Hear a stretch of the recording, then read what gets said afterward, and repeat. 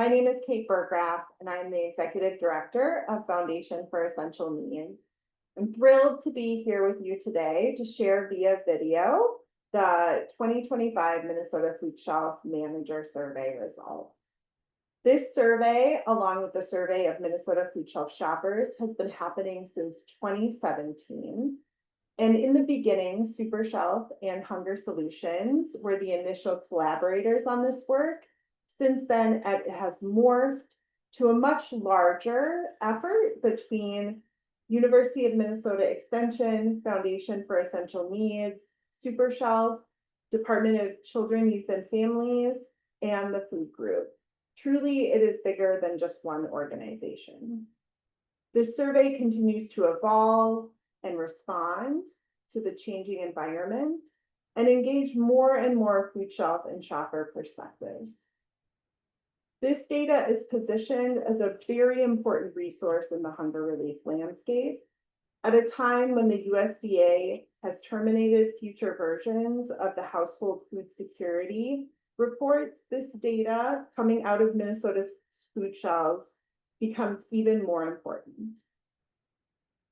This is just one more tool that Minnesota has in our toolbox to determine how well food shelves and communities are doing. We know that there is important measurement happening around food insecurity in the statewide hunger study, thanks to Second Harvest Heartland.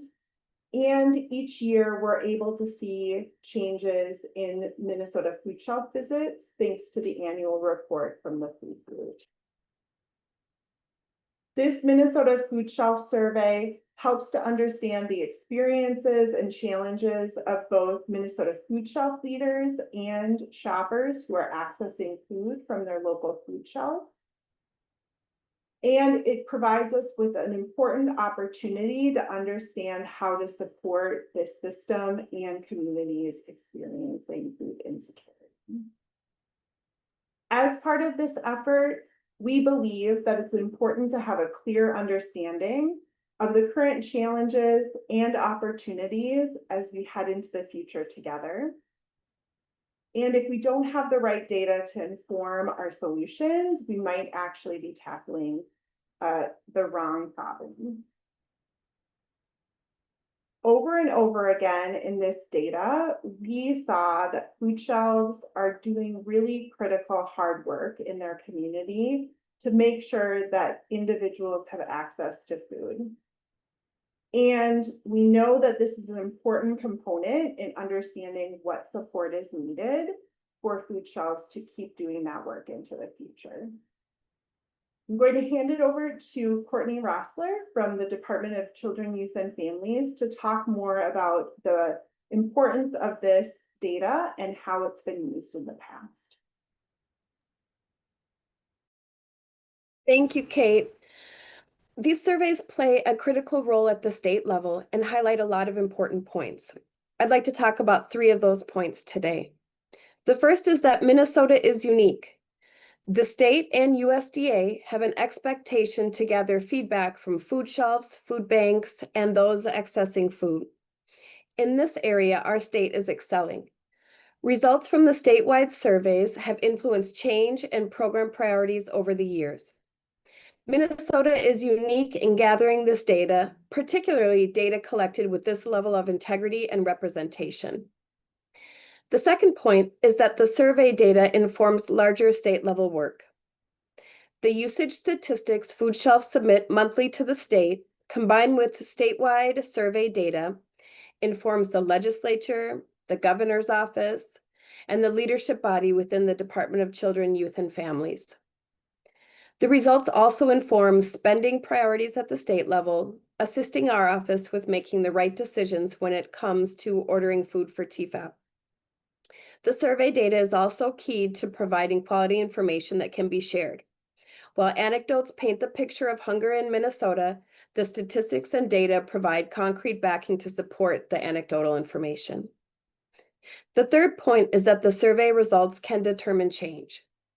The statewide surveys drive home purpose and support best practices across the sector.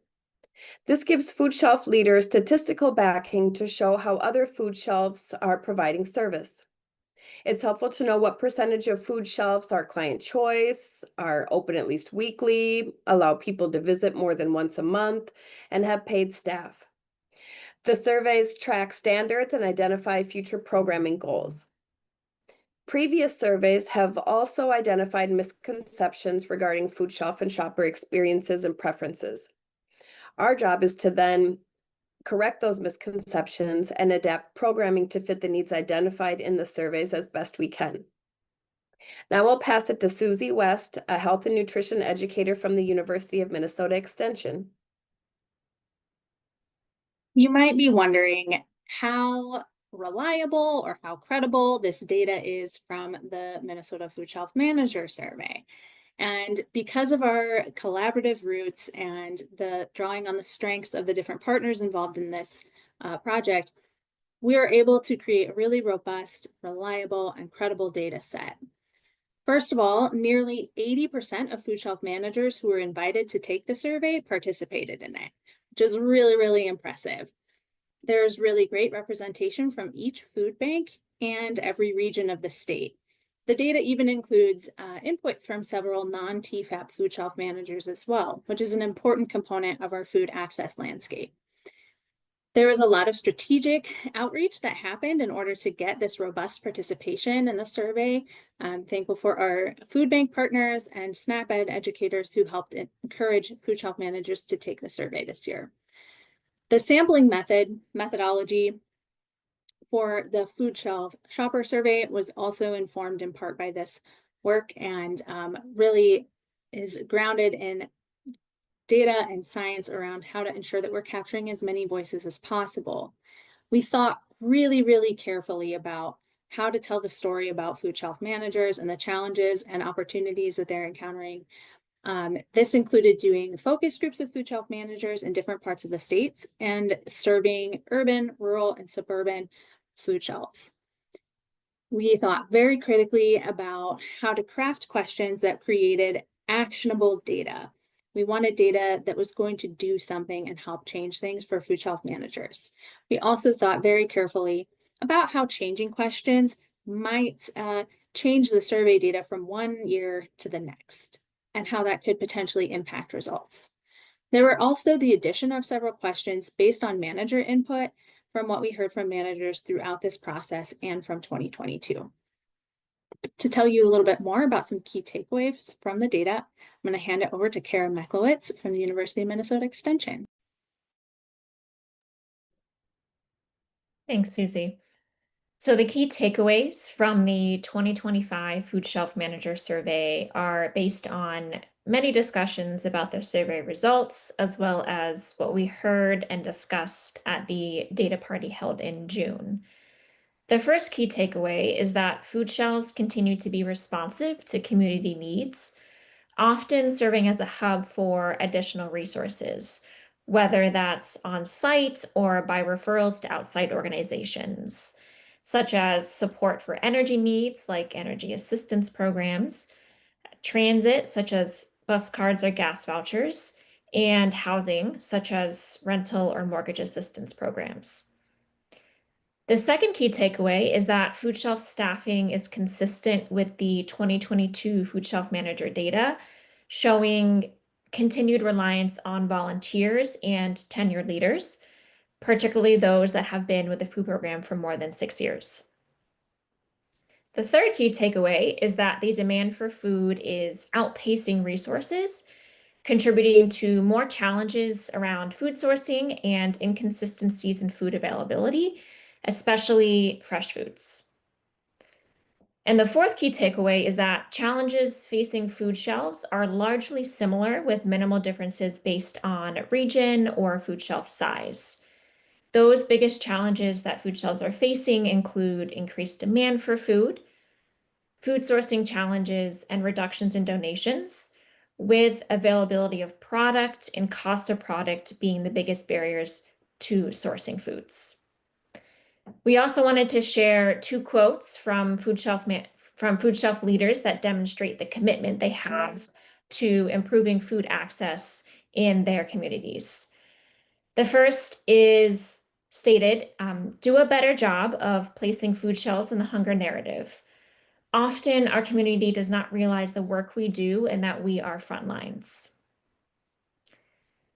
The second quote is, "You don't need to better support us. We need to come up with better ways to get people to not need food shelves.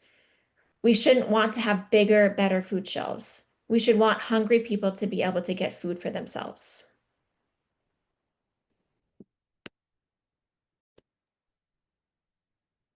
Thank you so much for sharing that, Kira. We're really excited for each of you to dig deeper into the 2025 Minnesota Food Shelf Manager Survey results. You can find that on the Super Shelf website under Minnesota Statewide Survey. And we also want to invite each of you to join us to look a little bit closer at the shopper survey data. We will be hosting data parties to get a preview of that data on October 28th and October 30th. And we look forward to seeing you there and continuing to dig into the data with you together. Thank you.